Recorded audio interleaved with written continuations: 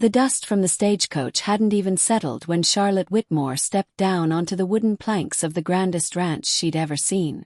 The Blackwood estate stretched as far as her eyes could see, with rolling hills dotted with cattle, and a mansion that looked like it belonged in Boston rather than the rugged Montana territory. Charlotte smoothed her emerald silk dress and adjusted her feathered hat. She'd traveled 3 weeks from Philadelphia to meet her fiance, James Blackwood, the cattle baron she'd only known through letters and a single photograph. Their engagement had been arranged by her father to save his failing business, but James's letters had been charming enough to give her hope for happiness. A weathered ranch hand pointed toward the house. "Mr. Blackwood's expecting you, miss. Just go on through the front doors." Charlotte lifted her chin and walked toward the imposing wooden doors, her heeled boots clicking against the stone pathway. She was ready to make a good first impression on the man who would be her husband. As she stepped into the cool interior, Charlotte gasped. The foyer was magnificent, with a crystal chandelier hanging from the vaulted ceiling and oil paintings lining the walls. A grand staircase curved upward, its banister polished to a shine. "Well, I'll be," she murmured, impressed despite herself. "Can I help you, dear?" Charlotte turned to see an elderly woman in a simple brown dress and white apron emerging from what appeared to be the kitchen. The woman's gray hair was pulled back in a modest bun, and her hands were dusted with flour. Her clothes were plain and worn, clearly the uniform of domestic help. "Yes," Charlotte said, straightening her shoulders and adopting the tone she used with servants back home. "I'm Charlotte Whitmore, Mr. Blackwood's fiancée. Please inform him of my arrival immediately." The older woman's eyebrows rose slightly. "Oh, you're Charlotte. James mentioned." "I didn't ask for conversation," Charlotte interrupted sharply. "I asked you to fetch your master. And next time address me as Miss Whitmore. I may not be mistress of this house yet, but I expect proper respect from the help." The woman's face remained calm, though something flickered in her brown eyes. "Of course. Perhaps you'd like to wait in the parlor while I—" "What I'd like is for you to follow instructions without question," Charlotte snapped, her travel fatigue and nervousness making her harsh. "In Philadelphia, servants know their place. Clearly, things are different out here in the wilderness." "Indeed they are," the woman said quietly. Charlotte noticed the woman hadn't moved to fetch James. "Are you deaf as well as insubordinate? I said get Mr. Blackwood. Now." The woman stepped closer, and Charlotte caught a whiff of lavender perfume beneath the scent of baking bread. For a servant, she certainly took liberties with her employer's luxuries. "You seem to have made some assumptions," the woman said, her voice steady but with an edge that Charlotte didn't like. "The only assumption I've made is that you're too ignorant to understand simple English," Charlotte retorted, her temper flaring. "Perhaps you're used to taking advantage of Mr. Blackwood's good nature, but that ends today. When I'm mistress here, servants who don't know their place will find themselves on the street." The woman's jaw tightened. "Young lady, I think you should. Don't you dare tell me what I should do." Charlotte's voice rose to a near shriek. The journey, the uncertainty, the fear of marrying a stranger, it all boiled over. "You're nothing but a servant. A maid who probably can't even read." Without thinking, Charlotte raised her hand and slapped the woman hard across the face. The sound echoed through the foyer like a gunshot.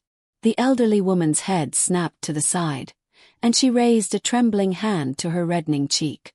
For a moment, the house was silent except for the ticking of a grandfather clock. "Charlotte Marie Whitmore." The booming voice came from the top of the staircase. Charlotte looked up to see a tall, broad-shouldered man in a crisp white shirt and black vest striding down the steps, his face thunderous with rage. This had to be James. He was even more handsome than his photograph, with dark hair and piercing blue eyes. But those eyes were blazing with fury. "James," Charlotte said, relief flooding through her. Finally, he could deal with this insolent servant. "I'm so glad you're here. This woman was incredibly rude and—" "This woman," James said, reaching the bottom of the stairs and moving protectively to the elderly woman's side, "is my mother." Charlotte felt the blood drain from her face. You're what?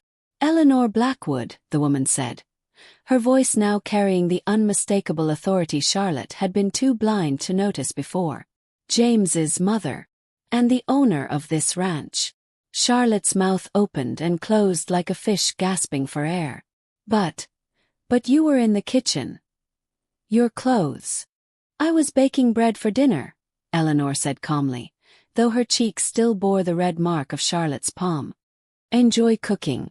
And I dress for comfort in my own home. James's face was carved from stone. Mother, are you all right? Eleanor nodded, though she continued to hold her cheek. I'm fine, son. Though I believe your fiance and I need to have a conversation about expectations.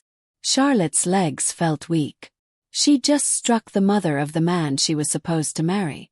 The woman who would be her mother-in-law. The woman who, apparently, owned everything Charlotte could see.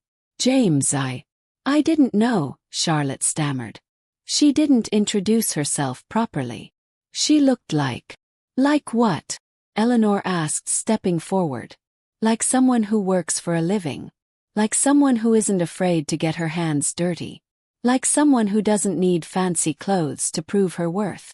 I meant no disrespect, Charlotte said, though they all knew it was a lie. You meant every bit of disrespect, James said, his voice cold as winter wind. You assumed that because my mother wasn't dressed in silk and jewels, she was beneath you. You treated her like dirt before you even knew who she was. Charlotte looked between them desperately. Everything was falling apart. Her future, her father's business, her only chance at security, all crumbling because of her sharp tongue and quick hand. Please, she whispered. I can explain. The journey was long, I was tired, I didn't think. No, you didn't think, Eleanor said, her voice quiet but firm. You didn't think that people might be more than they appear. You didn't think that kindness costs nothing but gives everything. You didn't think that respect is earned, not demanded. James moved closer to his mother, his protective stance making it clear where his loyalty lay. Charlotte, I've been looking forward to meeting you for months. Your letters made you sound intelligent, compassionate, funny. The woman who just slapped my mother is none of those things. But James. No. He held up a hand. There's no excuse for what you just did. None. Eleanor studied Charlotte for a long moment, her brown eyes thoughtful despite the angry red mark on her cheek. Tell me something, dear. Back in Philadelphia, how do you treat the people who work in your father's house? Charlotte shifted uncomfortably. That's different. They understand their place. And what place is that? They're servants. They're paid to serve.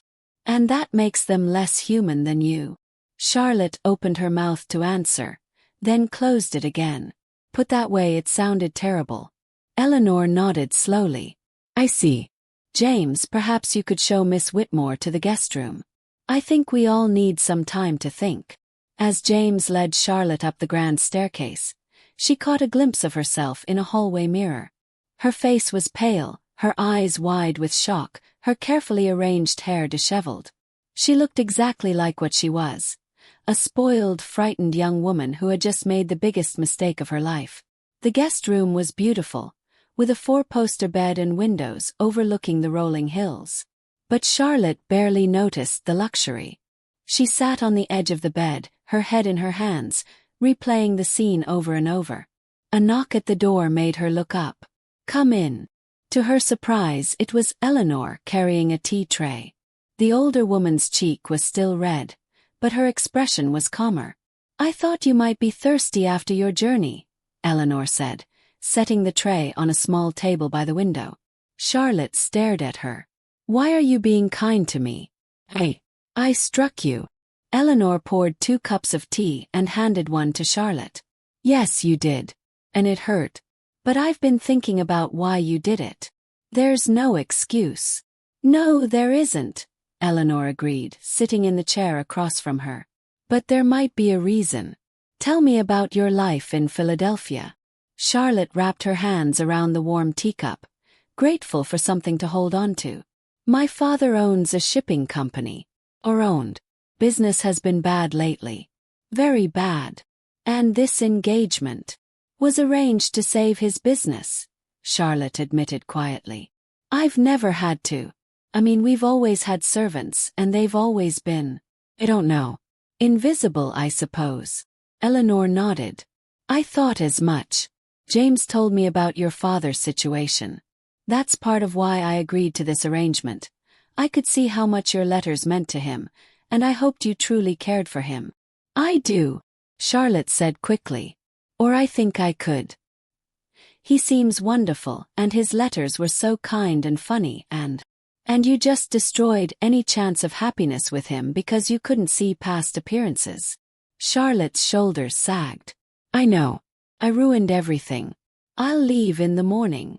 Eleanor was quiet for a long moment, sipping her tea and studying Charlotte's face. You know, I wasn't born to wealth either. Charlotte looked up surprised. I grew up in a sod house with dirt floors, Eleanor continued. My father was a farmer who barely scraped by. I knew what it was like to have nothing, to wear the same dress until it fell apart, to go hungry some nights. When I married James's father, some people treated me exactly the way you treated me today. How did you bear it? I decided that when I had the power to treat people differently, I would. Every person who works on this ranch is treated with respect and paid fairly. The woman who helps me in the kitchen. Her name is Mary, and she's saving money to bring her sister out from Ireland. The man who tends the horses. That's Tom, and he's teaching his son to read using books from my library. Charlotte felt tears sting her eyes.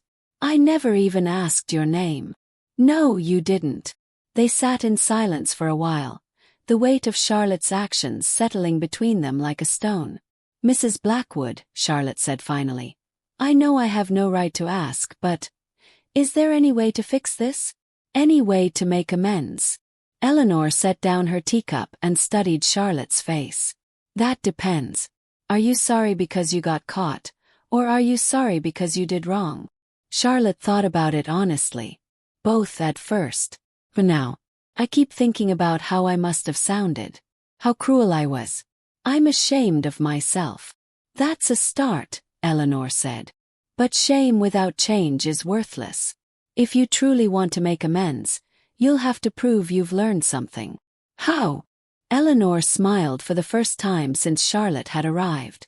Well, dinner needs to be prepared for 20 ranch hands who've been working since dawn. Mary could use some help in the kitchen. Charlotte looked down at her silk dress. I don't know how to cook. Then you'll learn. And Charlotte? Yes, ma'am. You'll work alongside Mary as an equal, not as her superior giving orders. Can you do that? Charlotte thought about her options. She could leave in the morning, return to Philadelphia in disgrace, and watch her father lose everything. Or she could stay and try to become the kind of person James's letters had suggested she already was. Yes, ma'am, she said quietly. I can do that. 3 hours later, Charlotte stood in the kitchen, her silk dress replaced with a borrowed apron and work dress, her hair tied back with a simple ribbon. Her hands were covered in flour. There was a smudge of gravy on her cheek, and she'd never felt more exhausted in her life. But she'd also never felt more useful. Mary, the Irish woman Eleanor had mentioned, had been patient and kind, teaching Charlotte how to knead bread and stir soup without burning it. They'd talked while they worked. Really talked, not the one-sided giving of orders Charlotte was used to. You're getting the hang of it, Mary said, watching Charlotte carefully slice vegetables. Though you might want to keep your fingers clear of the knife. Charlotte laughed, surprising herself. I never realized how much work goes into feeding people. Back home, food just appeared. Like magic, Mary said with a grin. Except the magic was someone working hard in a kitchen you never saw. The kitchen door swung open, and James walked in, stopping short when he saw Charlotte. She looked up from the onions she was chopping, her eyes watering from their sting. Hello, James, she said quietly. He stared at her transformed appearance, taking in the work clothes, the flour-dusted apron, the way she stood shoulder to shoulder with Mary as if they were partners rather than mistress and servant. Mother said you volunteered to help with dinner, he said carefully. She gave me the chance to make amends, Charlotte corrected. Though I'm not sure I'm helping as much as I'm learning. Mary wiped her hands on her apron. She's a quick learner, Mr. James. And she's been asking about everyone who'll be eating tonight. Wants to know their names and something about them. James's eyebrows rose. Is that so? Charlotte nodded, feeling heat creep up her neck. Mary told me about Tom and his son, and Pete who's saving to get married, and old Jake who fought in the war and still has nightmares sometimes. I realized I never thought about the people behind the work before. Eleanor appeared in the doorway, taking in the scene with sharp eyes. Charlotte tensed, waiting for judgment. How are you feeling, dear? Eleanor asked. Charlotte considered the question seriously. Tired, confused, ashamed of how I was earlier. But also, she struggled to find the words. Useful, I suppose. Like I actually contributed something. Eleanor nodded approvingly. James, would you help carry these dishes to the dining hall? I think it's time we all had dinner together. As they prepared to serve the meal, Charlotte caught her reflection in the kitchen window. Her hair was escaping its ribbon, her face was flushed from the heat, and her borrowed dress was stained with evidence of her hard work. She looked nothing like the polished lady who had stepped off the stagecoach that afternoon. And for the first time in her life, she thought that might be a good thing. The dining hall was loud and cheerful, filled with ranch hands sharing stories of their day.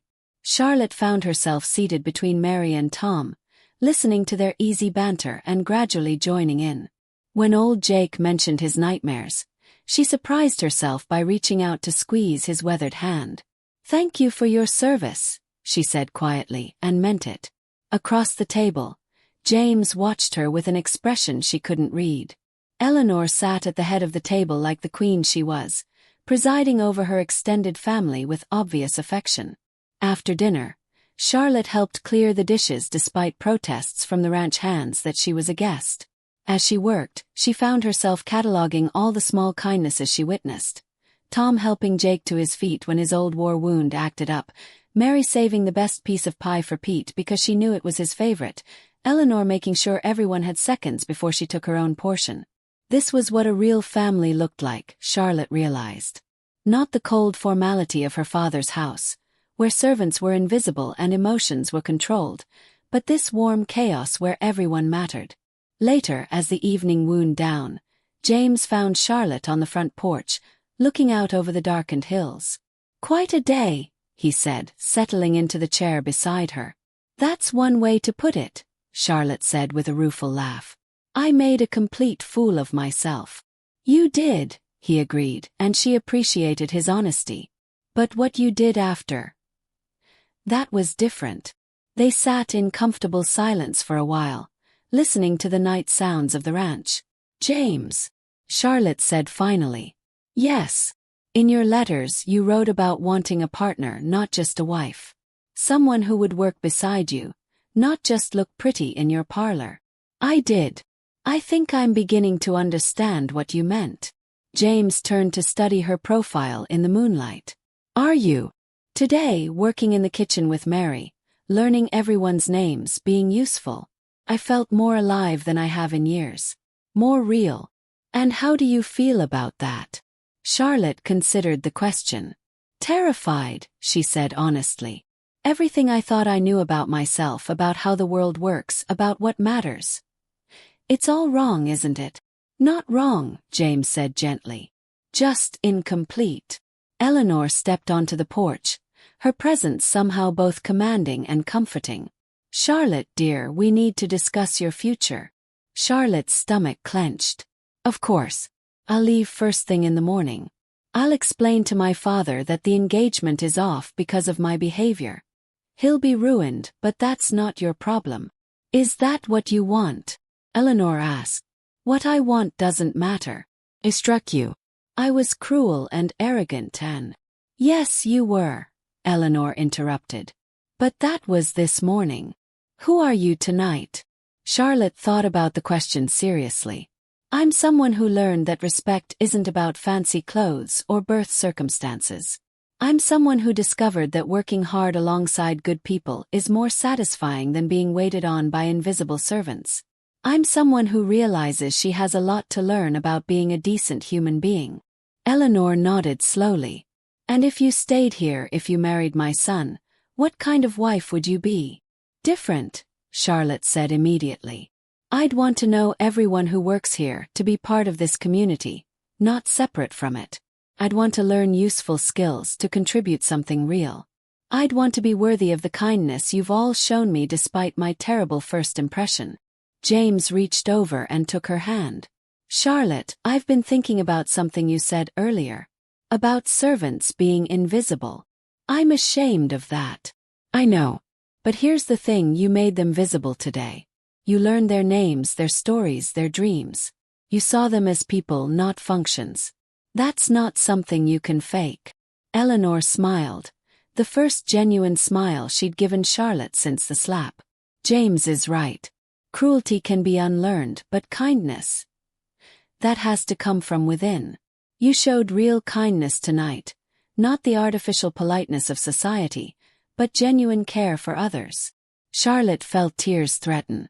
Are you saying, is there a chance? I'm saying that everyone deserves a second chance, Eleanor said. Even spoiled Philadelphia girls who slap old women. Charlotte laughed despite her tears. Even them.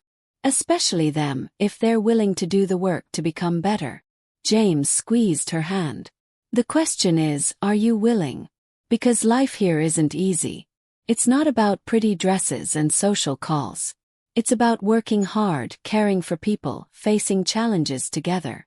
Charlotte looked out over the darkened ranch, then back at the two people who had every right to send her away but were offering her something precious instead. The chance to become who she was meant to be. I'd like to try, she said quietly. If you'll have me. If you'll teach me. Eleanor reached over and patted Charlotte's free hand. Her touch gentle despite the red marks still visible on her cheek. Then welcome to the family, dear. Though I should warn you, we get up at dawn around here, and the work never ends. Charlotte smiled, feeling lighter than she had in years. I wouldn't have it any other way. As the three of them sat on the porch under the star-filled Montana sky, Charlotte realized that sometimes the worst mistake of your life can become the beginning of your best chance at happiness. She'd come west as a reluctant bride, armed with prejudice and entitlement. She was staying as a woman ready to learn what it truly meant to be worthy of love.